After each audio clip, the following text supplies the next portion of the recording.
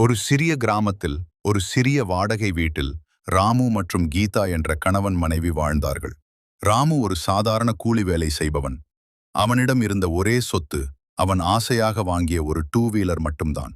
அந்த வண்டியில்தான் அவன் தினமும் வேலைக்கு போவான்.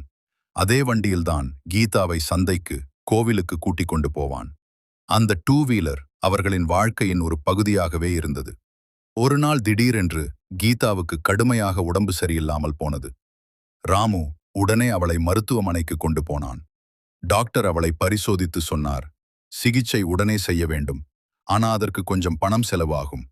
அந்த வார்த்தையை கேட்டதும் ராமுவின் மனம் கவலையால் நிரம்பியது. அவனிடம் அந்த அளவுக்கு பணம் இல்லை. அவன் அமைதியாக வீட்டுக்கு வந்து வாசலில் அமர்ந்து யோசித்தான். அப்போது அவன் கண்கள் வீட்டின் முன் நின்றிருந்த தனது டூ வீலரை பார்த்தது. அது அவனுக்கு மிகவும் பிடித்தது. ஆனா கீதாவின் உயிரை விட அது பெரியதல்ல என்று நினைத்தான். ஒரு நிமிடம் அமைதியாக நின்றான். பிறகு முடிவு செய்து அந்த டூ வீலரை விற்றுவிட்டான். அந்த பணத்தை எடுத்துக்கொண்டு மருத்துவமனைக்கு ஓடி சென்று கீதாவின் சிகிச்சைக்காக கட்டினான். சில நாட்கள் கழித்து கீதா நலமடைந்தாள். அவளை வீட்டிற்கு அழைத்து வந்தான். வீட்டுக்கு வந்ததும் வீட்டின் முன் வண்டி இல்லாததை பார்த்த கீதா ஆச்சரியமாக கேட்டாள், நம்ம வண்டி எங்க?